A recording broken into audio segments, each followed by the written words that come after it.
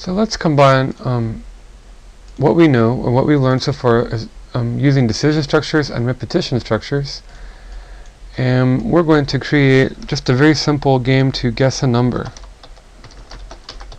and we'll just call this version 10.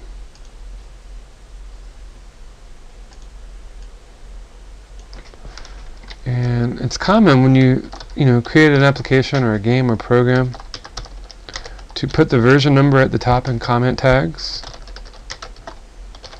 your name, and the date. What is today? Let's see, July the 7th. So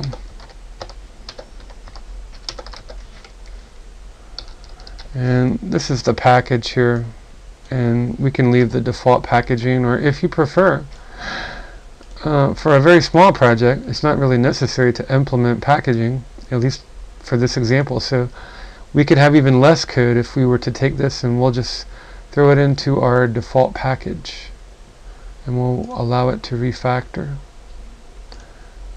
and that'll get rid of that. When we get to larger projects, we'll implement packaging because it lets you organize your code in a much more organized and controlled environment. But for now, these are pretty small example apps, so let's try to keep them as simple as possible with the least amount of code that we can put in them. So this will be our class here, and maybe also we'll rename it, and we'll name our class what our version is. So I'm just going to go here and I'm going to refactor, which will rename the class. And remember, in Java, the file name has to also match the class name exactly, and that's not a problem here.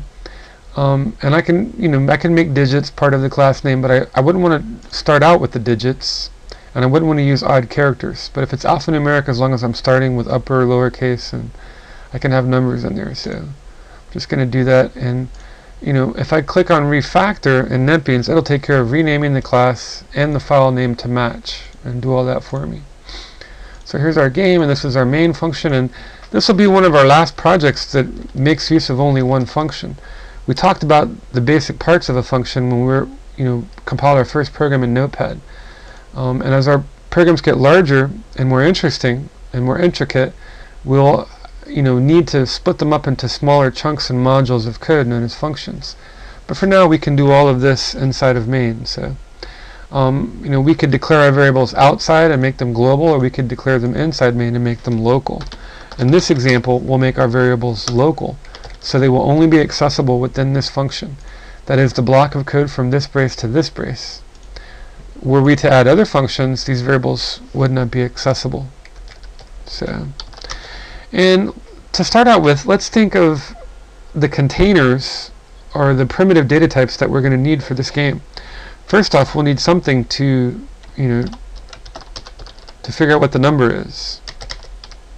We won't want to give it an initial value. Next off, we'll need something else to get the player's guess. And again, we'll give it an initial value of 0. And depending on what we use and how we parse it, we're also going to need some sort of a temporary string if we take input from the console, or even an input dialog from a JOption pane. So go ahead and throw that in to our list of local variables. So we've declared them, we've initialized them, and we've decided those are some of the containers that we would need. And in addition, this is a good time to bring in a few new concepts, but we don't always want to hard code values in a program. And what I mean by that is, if you can use a variable, or what's known as a symbolic constant, instead of a literal constant, it's better, because it makes your code easier to modify, easier to maintain and change. You can load things externally from an alternate config file, or you can have everything in a header file or a class file that would allow you to modify things very easily without having to go through and change multiple lines of code. And to illustrate what we're talking about, I'm just going to throw in 2 more variables here. So I'm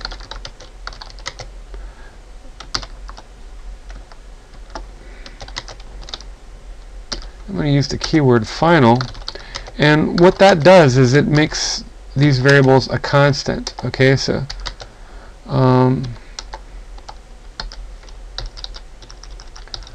and by making these variables constant, I can't change them. I mean, I can change them here when they're being defined, but once I've defined it, if these are declared final with this keyword, I would not be allowed to change them anywhere else in the program. And that's what I want, and this makes it easy for me to change it, but that way I don't change them accidentally or inadvertently. And these are going to be sort of fundamental rules to our game, so we don't really want to mix those up or modify the range. That's sort of a basic rule to our game there. Okay, so I've got some of the objects that we need.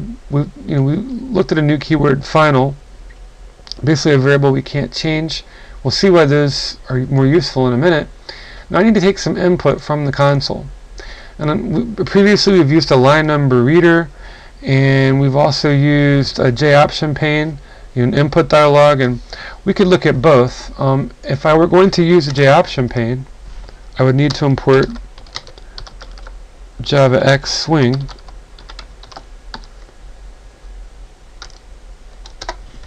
and that would allow me to get input in the form of a string. And what I could do is I could go ahead and call JAPPLET.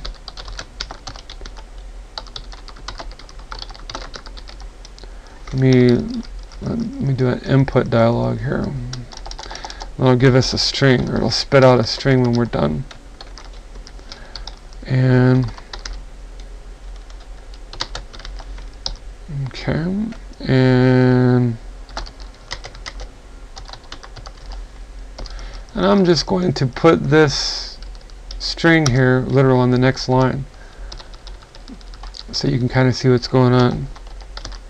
And what I could do is I could hard code it in the string literal, but if I did this throughout my program, and then later, let's say I decide I want to change the range, or maybe add an option in my game where you can pick a difficulty level, and based on that you guess a number from 1 to 10 or 1 to 50 or 1 to 100, that means I have to change that in multiple lines of code all the way down my program. But on the other hand, if I use symbolic constants in this case by making these final, then I could write my code using these variables such that if I change this only once, it would automatically be updated or reflected throughout the rest of my code.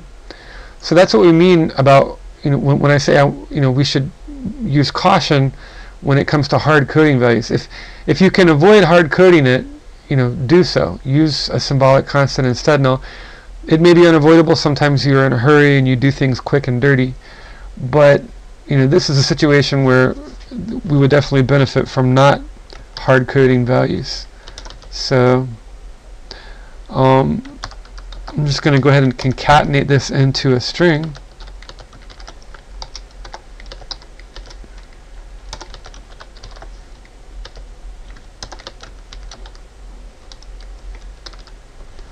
And again, let me pull this down a little bit so you can see. I'll try to fit everything on the screen there. And so that would just be an example of using a JAPPLET. And if we were using a JAPPLET and this came to us, how would we, yeah, this comes to us as a string, but the problem is we want an integer. We can't really compare, the integer, the number, to the string. So to do this comparison, I would need to parse it